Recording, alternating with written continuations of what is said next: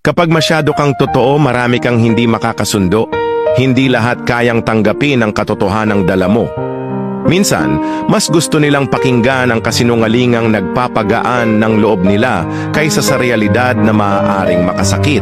May mga taong lalayo sa iyo dahil hindi nila kayang harapin ang salamin ng katotohanang ipinapakita mo. Hindi ikaw ang problema, kundi ang takot nilang masira ang ilusyon ng mundo nila.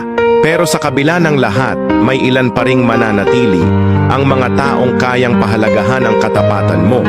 Sila ang mga hindi takot sa sakit na dala ng katotohanan dahil alam nilang iyon ang tunay na mahalaga. At sa dulo, mas mabuti nang maging totoo at may iilang natitirang totoo rin kaysa magpanggap para lang makasama ang karamihan. Anong masasabi mo? Comment below and follow for more. Tanor Stories, maraming salamat.